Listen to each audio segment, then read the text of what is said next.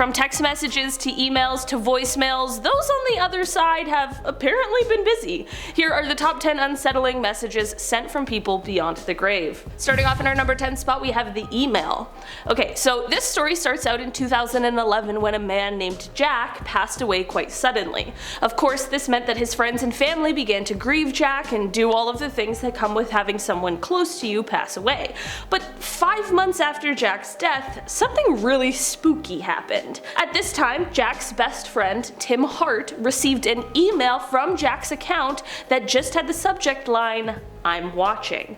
Of course, Tim explains that he immediately went white like a ghost because what in the world? Of course, he opened the email and read it, and he said, quote, "It was very quick and short, but to a point that only Jack and I could relate on." Inside the email it said, quote, "Do you hear me? I'm at your house. Clean your effing attic." Shortly before Jack died, apparently the two had been in Tim's attic talking about what to do with the space. Exactly what happened with this email is the source of much mystery, as Jack's friends and family say that no one had his password and they don't think that the account was hacked. Tim asked Jack's mother about it as he thought maybe she had something to do with this mysterious email, but she just said, quote, "Think what you want about it or accept it as a gift." In our number 9 spot today, we have the voicemail. This story comes from someone who goes by the username Midwayer, and they start off with some important backstory. They wrote, quote, "My grandmother lives alone in an old house that my mother and her 2 sisters grew up in. When they were children, the house was supposedly haunted by spirits. My mother was haunted by a voice that would call her name Judy from the bathroom, while her sister Gina would speak in tongues at times. It got to the point where they had a priest come in and cleanse the house. Other than a few odd occurrences, there was nothing too major, and it happened so long ago that it doesn't concern my family anymore." Okay, that's quite the backstory, but anyways, they continue on to say that one day they get a call from their mother asking if they were trying to prank her by leaving a creepy voicemail. She didn't, so she asks her mother who the last person who called her was, and they see the last 2 calls were from her grandmother. The grandmother also denied leaving any sort of message, so at this point no one has any idea who left the message or really where it came from. They then go on to explain the message, saying, quote, "The message was not staticky but seemed more glitchy, but there was a dominant low voice that seems to say my mother's name slowly, like Judy. It's 50 seconds long and it repeats. Every time I listen to it, I get shivers down my back." In our number 8 spot today, we have 2 years later. Cassie Woods is a woman who, in 2011, was completely freaked out when she received an email from her mother who had passed away 2 years prior. I mean, I can't even imagine the complete confusion that would bring for the first few seconds. Cassie explained that she was pretty hysterical when the email arrived. She said she saw it and just kind of collapsed to the floor. Unfortunately, the email would turn out to be one that was sent as a result of someone having hacked the email account that belonged to her late mother. Rather than a message from beyond the grave, this one turned out to be very from this realm. Has anything like this ever happened to you guys? In our number 7 spot today, we have the call. This story is from someone who goes by the name Waits the Great, and they start off by explaining that their aunt passed away from some chronic illnesses that she had been struggling with. She then goes on to say, quote, "She was in her 50s and both of her parents outlived her.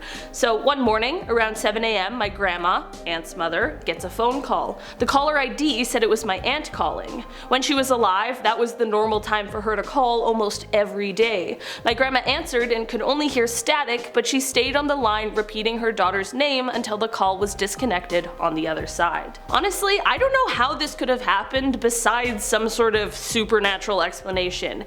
Maybe she just wanted one last phone call before she headed on her way. In our number 6 spot today, we have the reply. So it's pretty common after someone passes away that their family continues to send text messages to the number that they once had. What's not common, however, is to receive a reply.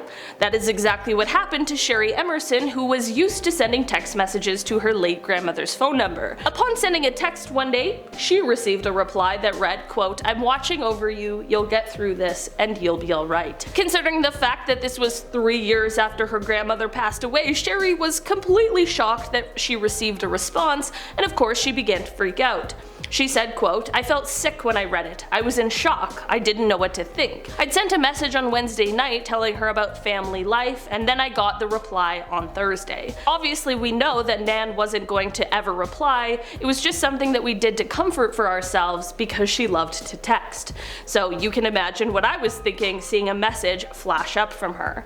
She then called the number and the person on the other line answered and they confessed. As it turns out, rather than some sort of message from the other side, it just turns out that the phone number that Sherry's grandmother had previously had been given to another customer after it hadn't been used in 3 years. In our number 5 spot today we have the music. This story starts off with the storyteller explaining to us that his grandfather, who was born in the 1920s, had recently passed away.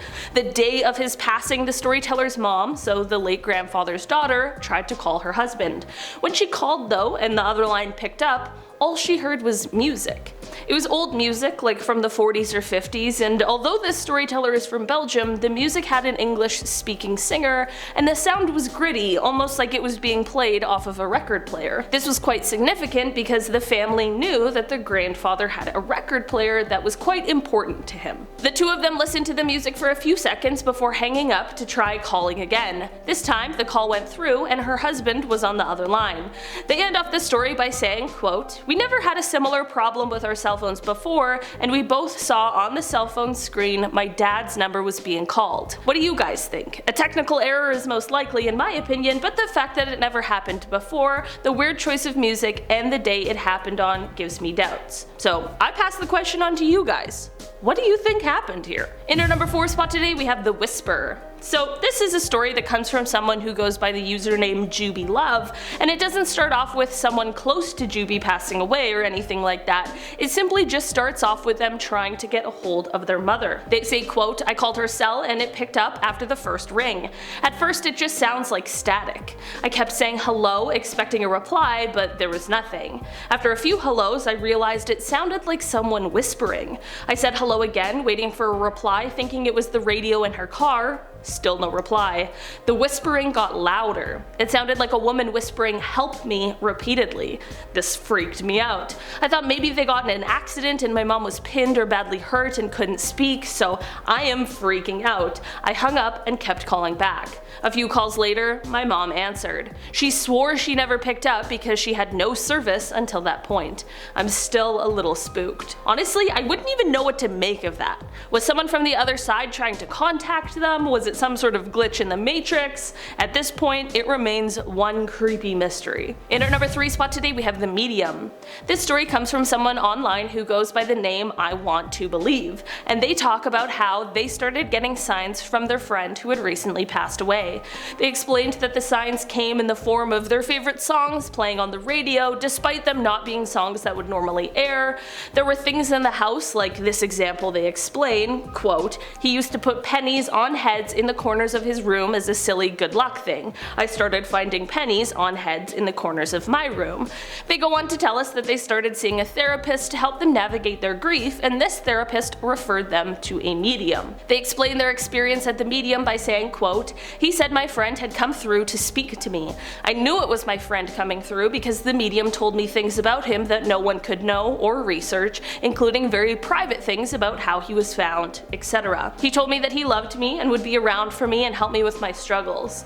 The medium told me that he plays songs on the radio for me, which I noticed before I even went to the medium. The medium even said that my friend knows I have noticed the things he does for me." In our number 2 spot today we have Two Dreams. This story comes from someone who goes by the username Dugans, and they wrote, quote, "When my grandfather passed away, my mother and I just moved into our new home. Within a week of his passing, I had a dream that the phone rings and it's him on the other line. He says, 'Hey Heather, do you know who this is?' I didn't know what to say because it sounded like him, but I knew in my dream that he had passed away. He just laughs and says, 'I don't have much time. Can I speak to your mom?' And I say, 'Of course,' and run into the room to give my mom the phone, but I dropped it and it got disconnected. The next day I tell my mom about it and she gets a serious look and tells me that he called her in her dream and said, 'I don't have much time. I need you to turn off Heather's heater.' She wakes up and goes into my room and the heater is shooting flames out of it. The heater was an old plug-in one that was his, and I used it every night, pointing it at my bed when I went to sleep." In our number 1 spot today we have Wednesday. This story is from someone who goes by the username Summerfield85, and they say, quote, "My mom passed away on a Tuesday. On Wednesday I was home alone when the phone rang. When I picked up the phone I distinctly heard my mom's voice saying, 'Lo? Lo?' I said, 'Mom?' Then they disconnected. Lo is a nickname that my mom used for me. She was the only person who called me that, and it was very definitely in her New York accent, her timbre, her voice. There were other phenomena in the 2 weeks following. Items related to my mom flew across the room twice. One of those, a bracelet, happened in front of 2 people. Honestly, I wouldn't know what to make of that. Part of it I feel like would be so comforting, but like part of that would be absolutely terrible. Like great, now my mom's not grounding me, she's just my poltergeist." Alright guys, that has been our list for today. Thanks so much for checking it out. I've been your host today, Olivia Kozlowski, and I'll see you next time. Bye!